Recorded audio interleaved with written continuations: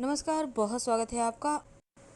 ज्येष्ठ माह की पूर्णिमा के दिन न सिर्फ पितृदेवों के निमित्त बल्कि जीवन में धन प्राप्त करने के लिए भी विशेष प्रयोग किए जाते हैं। नमक तो हर किसी के घर में होता है और नमक नकारात्मक ऊर्जाओं से बचाता भी है और जीवन में खुशियों को बढ़ाता भी है।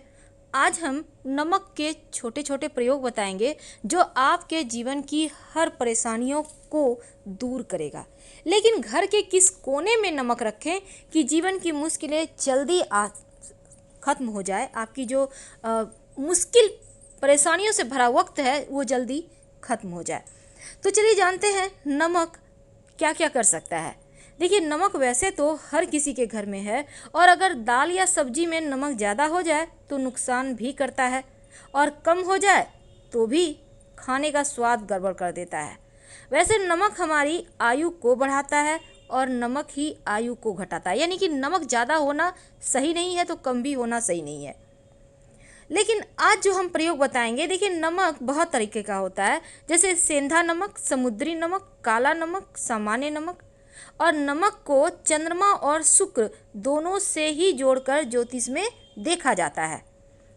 वैसे तो कुछ विद्वान ये भी कहते हैं, यानी कि ज्योतिष शास्त्र में ये भी वर्णन आता है कि नमक राहु का प्रतीक है। तो चलिए जानते हैं कैसे अपने राहु, चंद्रमा और शुक्र को आप बैलेंस करें कि आपके जीवन में आकस्मिक बाधाएं भी नहीं आए और आपको सुख, वैभव, यश, मान, सम्मान भी मिले, स्वास्थ्य अच्छा रहे, टेंशन ना हो। देखिए, ज्योतिष में चूंकि नमक को चंद्रमा और शुक्र का प्रतिनिधि माना जाता है और नमक को यदि आप किसी स्टील या लोहे के बर्तन में रखते हैं तो यहाँ पर चंद्रमा और शनि का मिलन हो जाएगा। शनि का जो धातु है वो है स्टील और लोहा। तो क्या होगा, चंद्रमा और शनि के मिलन से विष योग बनता है। अब यह योग रोग और शोक का कारण हो जाता है। इसीलिए भूल कर भी नमक स्टील के बर्तन में या लोहे में ना रखें। नमक को प्लास्टिक में भी नहीं रखना चाहिए। हाँ, अगर आपको रखना है तो कांच के बर्तन में नमक रखें, इससे बुरा असर भी नहीं पड़ेगा और सुख चैन बढ़ेगा। अमूमन बोला जाता है कि नमक गिरना नहीं चाहिए, तो संभाल के ही यूज करें, क्योंकि नमक का गिरना दुर्भाग्य और विवाद का सूचक है। जैसे ही नमक गिर जाए तुरंत पानी डालकर उसको गला दें और उसको सफाई करके तुरंत उसको ठीक कर लें। तो नमक का गिरना सही नहीं है, क्योंकि नमक के गिरने से चंद्रमा और शुक्र दोनों कमजोर होता है। तो अगर एक दिन गिरे तो कोई बात नहीं, पर 2 दिन गिरे, बार बार गिर रहा है तो फिर आप संभल जाइए और फिर आपको इन मुश्किलों से बाहर निकलने के रास्ते भी ढूंढने होंगे। तो भोजन बनाते समय कई बार क्या होता है, आप नमक डालते हैं, चख लेते हैं, देखिए कैसा हुआ भोजन, कैसे बना है, नमक सही है नहीं। एक तो आपके किचन में वैसे तो बहुत सारे लोग भोजन चखते हैं, लेकिन पवित्रता घट जाती है आपके खाने की। और जब आप किसी भी भोजन को बार बार ऐसे करके जुठाते हैं तो दैयता भी आ जाती है। इसीलिए अगर नमक कम है तो बाद में डालिएगा, लेकिन खाना जब भी आप बनाते हैं, रोटी है, चावल है, तो थोड़ा सा खाना आपके घर के आसपास गाय है तो दे आइए, नहीं तो हल्का सा आप तोड़कर हटा दें। सीधे सीधे हाथ से कभी भी भूल कर भी किसी को नमक मत दीजिएगा, वरना रिश्ते खराब होते हैं, चाहे वो नमक का पैकेट ही क्यों ना हो। आप रख दीजिए, सामने वाला व्यक्ति उठा लेगा, क्योंकि आपके संबंध भी गड़बड़ होंगे और साथ ही नमक हाथों हाथ देने से आपके जो रिश्तों में प्रेम है, गर्माहट है, वो समाप्त हो जाता है। तो आइए जानते हैं, अगर आपको सुखी रहना है तो कुछ बातों का ध्यान रखिए। गुरुवार का दिन छोड़कर हर दिन आप या तो नमक मिले हुए पानी से या फिर फिटकरी मिले हुए पानी से ही घर में पोछा लगवाएं। बहुत सारे लोग बोलते हैं नमक मिले हुए पानी से हम नहीं लगाना चाहते, कोई बात नहीं, आप फिटकरी मिले हुए पानी से ही पोछा लगवाइए और गुरुवार के दिन जहाँ तक संभव हो पोछा ना लगवाएं। और गुरुवार के दिन पोछा नहीं तो लगाना है, लेकिन आप पानी में 1 चुटकी हल्दी डालकर पूरे घर में छिड़काव कर सकते हैं, इससे सकारात्मकता बनी रहती है। और जैसे कि नमक और फिटकरी है, नेगेटिव एनर्जी को सोखता है, और जब आप हल्दी का छींटा डाल देंगे तो वो भी उसी तरह से, हल्दी भी नकारात्मक ऊर्जाओं को हटा देता है, बरकत होने लगती है, माँ लक्ष्मी के आने का मार्ग खुल जाता है। आप अपने घर में अगर चाहते हैं कि धन भी आए, सुख शांति रहे, सुकून के लाइफ जिए, तब एक छोटा सा काम करें। एक कांच का ग्लास ले लें। अब इस कांच के ग्लास में पानी भरें 3 भाग, 3 भाग यानी फुल नहीं करना है आपको, और उसमें 1 चम्मच नमक डाल दें, वही नमक जो आप खाने में यूज करते हैं, ठीक है। अब इस नमक मिले हुए पानी को घर के दक्षिण पश्चिम दिशा में कहीं भी रख दें। संभव हो तो इस ग्लास में लाल रंग का धागा या रिबन बांध दें, या फिर इस ग्लास में आप लाल नेल पॉलिश का भी एक किनारा सा पट्टी बना सकते हैं। पट्टी तो समझ रहे होंगे ना, बस इधर से उधर आप एक लाइन खींच दें। इससे आपके घर में एक तो नकारात्मक ऊर्जाएं नहीं आएगी, दूसरा खुशियां बढ़ने लगेगी।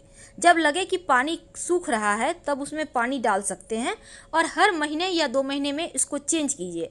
पुराना वाला टॉयलेट में फ्लश करें या गंदे ड्रेन में डाल दें, नाले में, और फ्रेश भर कर रख लें। कभी कभी क्या होता है, घर में भारीपन सा लगता है।